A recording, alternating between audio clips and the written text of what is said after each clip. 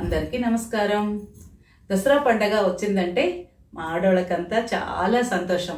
ఎందుకంటే నవరాత్రిలో దేవి పూజను చేసుకుంటూ వస్తాము, అలాగే జమ్ము చెట్టుకు కూడా పూజ చేసుకుంటూ వస్తాము. ఇంకోటి ఏంటంటే ఒక్కొక్క రోజు ఒక్కొక్క కలర్ బట్టలను వేసుకుంటూ వస్తాము. అది ఏ రోజు ఏ కలర్ బట్టలు ఉన్నాయి అనేది ఈ వీడియోలో చెప్పబోతున్నాను. ఎప్పుడు మాకి 9 నవరాత్రులు వస్తాయి, లాస్ట్ రోజే పండగ వస్తుంది. కానీ ఈసారి 10 నవరాత్రులు వచ్చినాయి. లాస్ట్ అంటే 11వ రోజు విజయదశమి వచ్చింది. ఇది 10 ఏళ్ళకి ఒకసారి ఇలా వస్తుందంట. లాస్ట్ 10 years బ్యాక్ కూడా ఇలాగే వచ్చింది. ఈ 11 రోజులు మేము ఏ కలర్ బట్టలు ధరించాలి అనేది ఈ వీడియోలో చెప్తాను.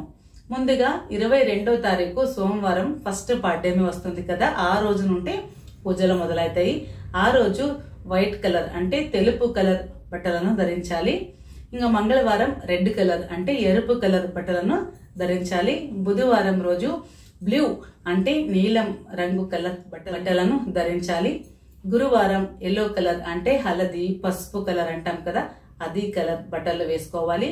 శుక్రవారం రోజు గ్రీన్ కలర్ అంటే ఆకుపచ్చ కలర్ బట్టలను ధరించాలి.